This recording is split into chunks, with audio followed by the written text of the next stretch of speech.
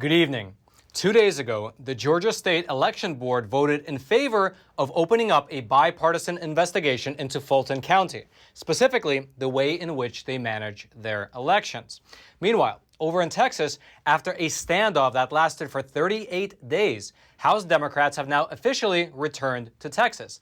And this, by the way, came just a single day after the Texas Supreme Court ruled that they can actually be arrested if they refused to return. Meanwhile, you might have heard about the vaccine mandates right here in New York City. Well, a lawmaker from New York's 15th Congressional District, he is working to expand these mandates nationally. He just introduced a new bill which would make being vaccinated a prerequisite for flying in an airplane. And lastly, as the southern border situation worsens, we had the chance to sit down with Yvette Harrell, who is a congresswoman representing the area of New Mexico where, and you might have actually seen this video, where smugglers were throwing children over the wall. Let's go through it all together.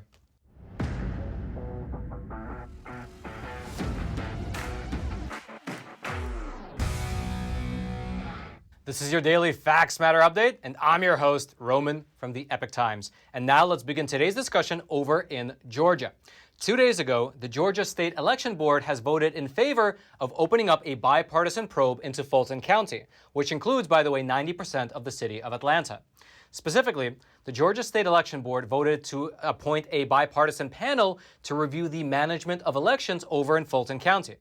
Now, by the way, this inquiry is the first of its kind under the new election law that Georgia Republicans passed after the 2020 election. That new law, by the way, authorizes the state's election board to audit the management of elections in any county in Georgia at the request of local state lawmakers. And Fulton County was a fairly ripe target for the first use of this law. That's because even before the 2020 election, Fulton County has a long history of election problems, including long lines, inefficiency in reporting the election results, and problems with registration, and so on. There's quite a lot of problems, actually. In fact, here's what Sarah Gazelle, who is the only Democrat on this election panel that will be actually investigating this Fulton County probe, here's what she said. The fact remains that Fulton County voters have reported numerous problems for far longer than November 2020, particularly surrounding registration and absentee ballots. She then went on to urge Fulton County to view this as an opportunity to have fresh eyes on their systems and procedures and identify areas of improvement. Now, Brian Kemp, who is currently the governor of Georgia, he applauded this move. In fact, here is what he wrote on Twitter after this bipartisan panel was established. Fulton County has a long history of mismanagement, incompetence, and a lack of transparency when it comes to running elections, including during 2020. I fully support this review. On the flip side, however, Democrats have largely been criticizing this decision. For instance, Rob Pitts, who is a Democrat as well as the chairman of the Fulton County Board of Commissioners, he not only criticized the election law back when it was being passed a few months ago, but he also criticized this new decision to probe Fulton County's election management system. Here's what he said 2 days ago. This is the result of a cynical ploy to undermine faith in our elections process and democracy itself. It is shameful partisan politics at its very worst. Although it's not exactly clear how evaluating the management of the election process constitutes an attack on democracy itself. He did not clarify that stance. Regardless, as we mentioned earlier, Fulton County has had a fairly long history of problems with their elections. And those issues became so acute during last year's primary that the state election board actually had to appoint an independent monitor. And again, that was back in 2020. And after spending about 270 hours observing Fulton County's election processes between the months of October and January, he said that he saw sloppy practices as well as poor management, which is partly what has now led to the election board opening up this bipartisan probe. Now, depending on what this panel actually finds, it could lead to a replacement of the county's election board. Specifically, the way that this new law works is that the state board could suspend the county board under two circumstances. Either if they find evidence that the county officials violated state election laws 3 times since the year 2018 and those violations have not been fixed, or if they find that during at least 2 elections over 2 years, the county board has shown nonfeasance, malfeasance, or gross negligence. And so we'll just have to wait and see what ultimately comes from this Fulton County investigation. If you'd like to read about what we know thus far, I'll throw those links into the description box below this video for you to check out. However, while we're on the topic of election, let's move on over to Texas. But before we do, let's move on over quickly to that like button that I hope you take a quick moment to smash, because again, videos like this are routinely censored by big tech. However, when you smash that like button, it forces the algorithm to share these videos out to potentially thousands of more people, letting the truth be known far and wide. And now let's really move on over to Texas. After a standoff that lasted 38 days, House Democrats have now officially returned to Texas. And this, by the way, came just a single day after the Texas Supreme Court ruled that they can be arrested if they fail to return to the state capitol. This now paves the way for the Texas House to vote on the election overhaul bills, which have been languishing in the legislature ever since the Democrats fled the state. Now, it's also worth mentioning that while the Republicans have in the state argue that these new election bills are necessary to safeguard future elections, as well as to restore public confidence in the election system as a whole, Democrats, on the other hand, argue that these election reform bills would place unfair restrictions on minority groups when they go to the polls to cast their ballots. Although it's worth noting that unlike the New York City vaccine mandates, which have essentially blocked 62% of black people from entering restaurants, this new Texas election bill does not include a vaccine requirement. Regardless, even though as of today only 3 out of the 52 House Democrats have returned to Texas, that is actually enough to form a quorum and begin the legislative session. Here's what Dade Fallon, who is the Texas House Speaker, here's what he said in a statement. "It's been a very long summer, been through a lot. I appreciate you all being here. It's time to get back to the business of the people of Texas." Now, the 3 Democrat lawmakers who returned to Texas are Garnett Coleman, Ana Hernandez, as well as Amanda Wall. And they released a joint statement saying this in part. "We are proud of the heroic work and commitment we and our fellow Democrat caucus members have shown in breaking quorum in May and again over the summer. We took the fight for voting rights to Washington, D.C. and brought national attention to the partisan push in our state to weaken ballot access. Our efforts were successful and served as the primary catalyst to push Congress to take action on voter protection legislation. Now, we'll continue the fight on the House floor." Now, what they refer to there is the For the People Act, which is now being pushed through Congress at the federal level. And again, I just want to mention, these Democrat lawmakers hopped on a private plane and flew away 38 days ago. However, their return came just a single day after the Texas Supreme Court ruled that House Democrats can in fact be arrested if they refuse to return to the state capitol. Regardless, with the return of these 3 Democrats and with the quorum now reached, Texas Republicans are now back on track to pass these new election laws before the current special legislative session ends on September the 5th. Now, if you would like to go deeper into this election bill over in Texas, I'll throw the link to that into the description box below this video for you to check out. And also, this whole case of Democrats hopping onto a private airplane and flying over to Washington, D.C., we discussed that in much greater detail in an earlier episode. If you want to check that out, I'll throw the link to it right there in the upper right-hand corner. However, while we're discussing airplanes, let's talk about a new bill which was just introduced into Congress, which would make it illegal for unvaccinated people to fly either domestically or internationally. Sir, what's this? That's a great question, Roman, and it is today's sponsor, which is an awesome messaging app called Secure. And it's awesome if you actually care about your privacy, because it's not a big secret that our data is being mined and remined by all these big tech companies.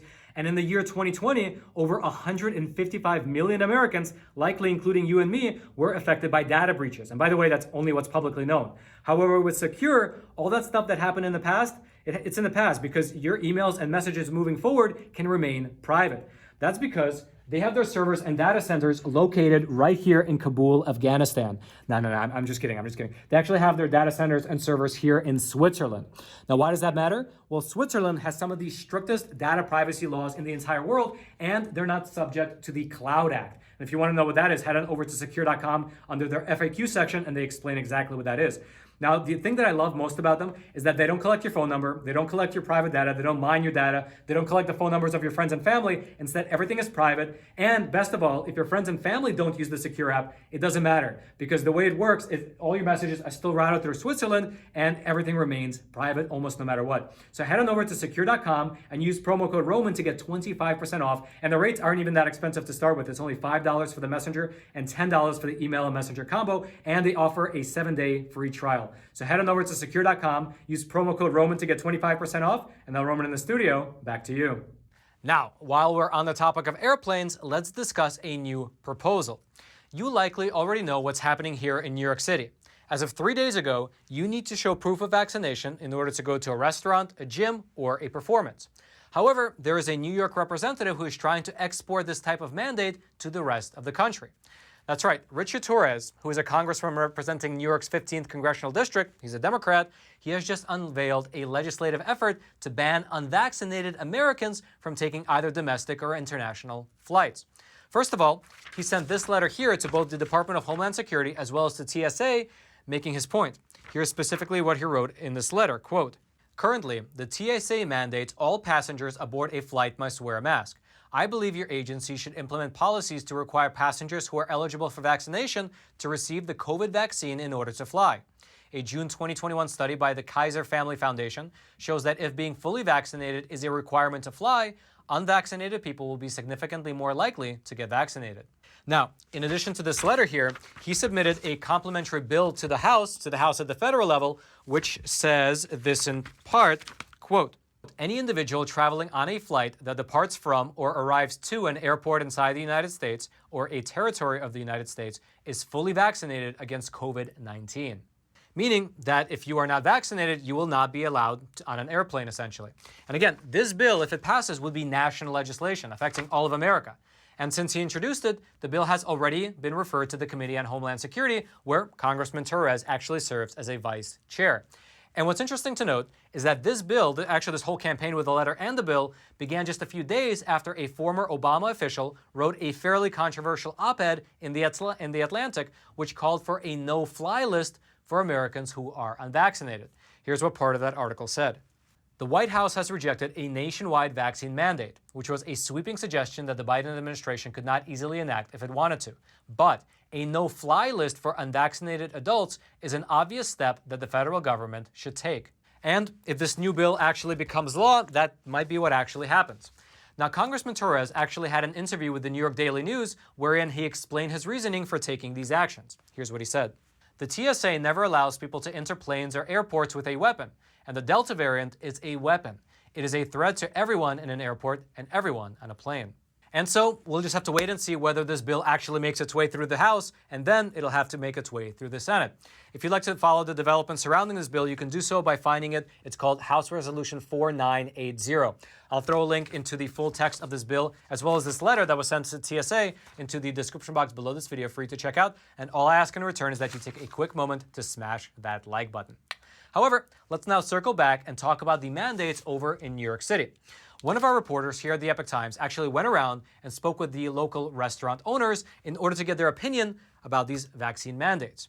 For instance, Stratus Morphagan, who is the director of operations for the Brooklyn Dumpling Shop, he told us that he thinks that the city did not plan properly for this mandate. Here's what he told us. The government, city especially, and the state has not given us the proper tools to cross-check to see if this piece of paper written in pen is validated. It reminds me of my learner's permit from 1983. Which is ironic, by the way, since a lot of people online have been comparing these mandates to 1984. Furthermore, Stratus questioned why small businesses have to bear this burden while big shops don't. Here's what he said. My question is, why aren't they doing this at Home Depot? Why aren't they doing this at CVS? Why aren't they doing this at Stop and Shop? Why are they picking on the only place that people can congregate and have the lowest infection rates? And lastly, he questioned whether it's his place at all to do this job. Here's what he said on that front. I can't tell people to put something into their body. I can advise them on what food and drink they can have and protect the safety of my product, but I can't tell a pregnant woman, you can't come into my restaurant tonight because you're not vaccinated. Or I can't tell someone that has a religious belief who doesn't want to take the vaccine for religious standards. It's not my job to do that. And that seems to be a common sentiment. We spoke with another man named TJ Provenzano, who is the manager of Rosella, a restaurant here in Manhattan, and he said that he hopes that the mandates won't have an effect on his business. Here's what he said. We don't want to get shut down again, I'll tell you that much. But I certainly don't want to be the enforcer of city and state law. If there's a law made, and if that's the way they would like it to be, then let them figure out how to enforce it. Why is it my responsibility? However, he says that even though it's frustrating, he will still comply with the mandate since getting shut down is not an option. Here's what he said. It's frustrating, but at the same time, we do not want to get shut down. We'll do anything they say. We've got to stay in business. However, some restaurants are taking the matter into their own hands. In fact, just 3 days ago, a group of restaurants, as well as other small businesses, they filed a lawsuit against both New York City as well as Mayor Bill de Blasio for enacting these vaccine mandates.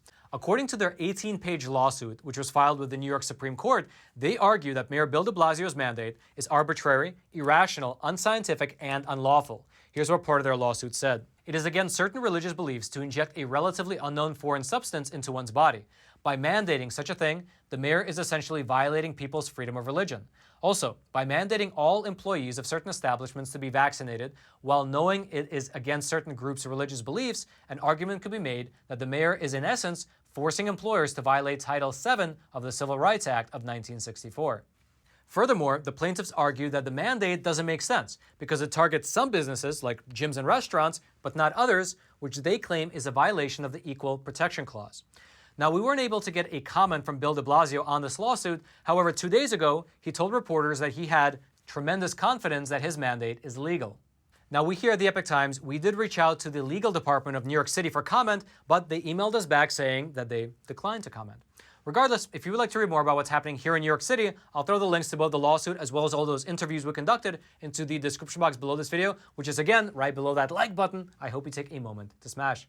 And now let's talk about the U.S. southern border. As we already mentioned in our previous episode, the official July numbers from the Border Protection Agency came in, and they show that apprehensions at the U.S. southern border have reached a 21-year high. More than 212,000 people were apprehended at the U.S. southern border in the month of July, which is not only a 13% increase from June, but is again a record number ever since these numbers began to be made public back in the year 2000.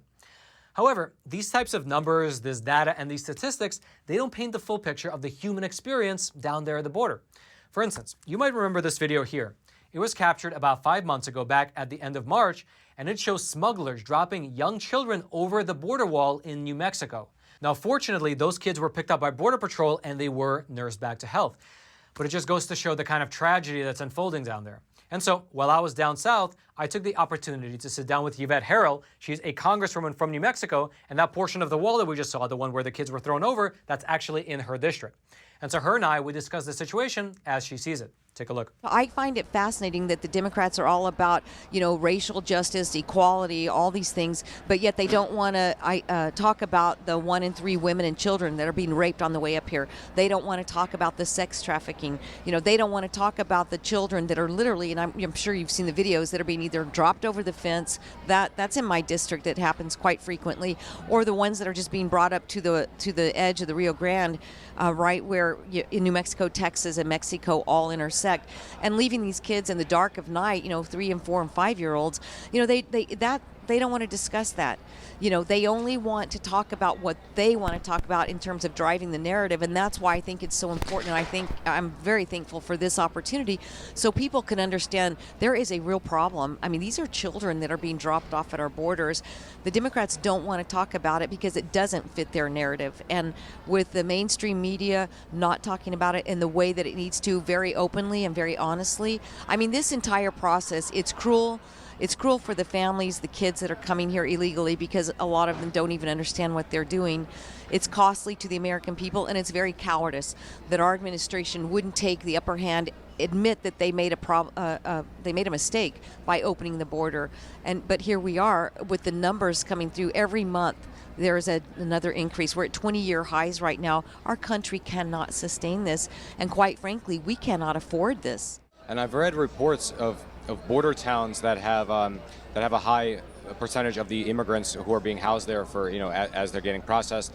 And sometimes I'm reading the COVID numbers that are coming out of those places, like the percentage-wise, and I almost have to double check another source to make sure that's not a typo, because I've seen them in the high double digits. Well, it's crazy because not only are these migrants coming in who may have or been exposed to COVID, a number of other infectious diseases. And so we're putting our law enforcement, our border patrol, our communities, and it's not just those around the border anymore, because as you know, they're moving these people into the interior of the country as rapidly as they can. So this is all coming to a neighborhood near you. And it's not just the COVID, it's the illicit drugs, it's the fentanyl. I mean, these are criminals in a lot of ways that are coming here that have criminal backgrounds in other nations but are getting into our country. And now on this catch and release situation, we don't even know the kind of people that are coming into our country.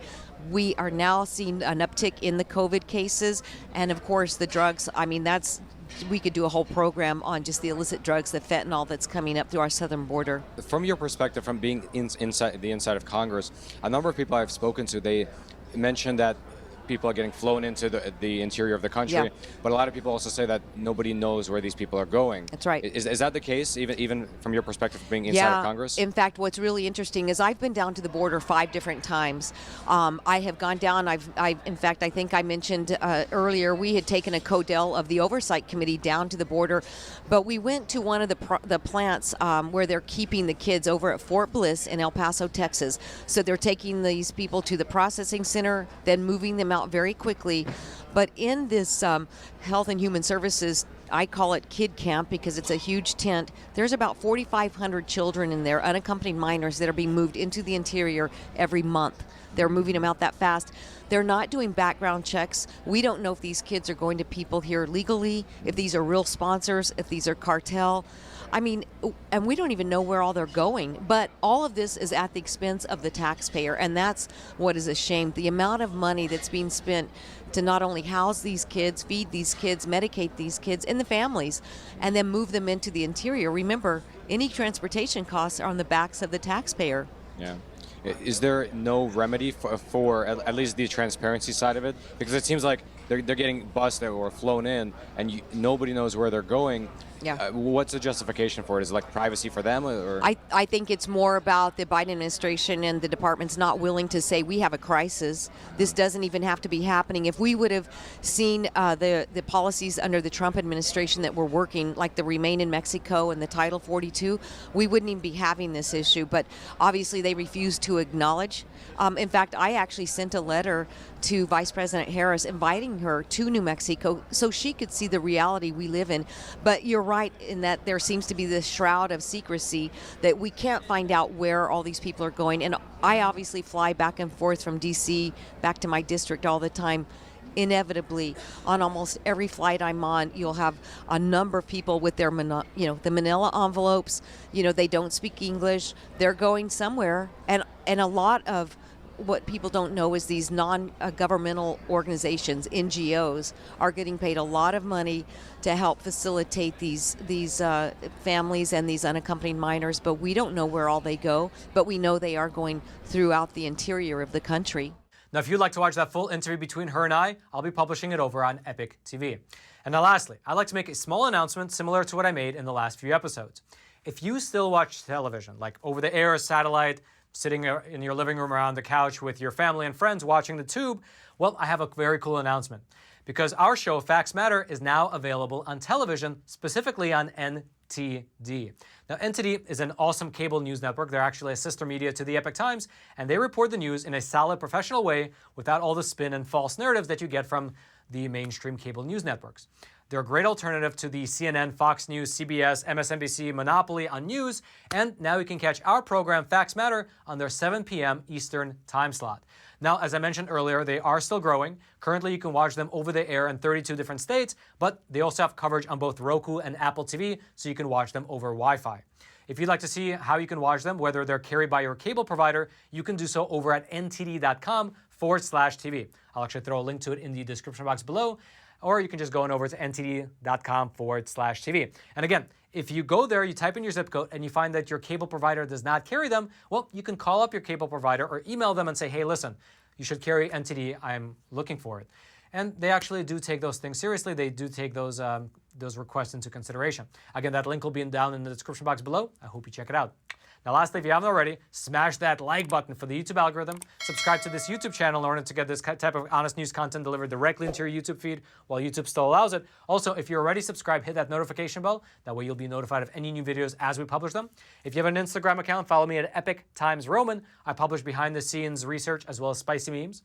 And then until next time, I'm your host, Roman from the Epoch Times. Stay informed and stay free.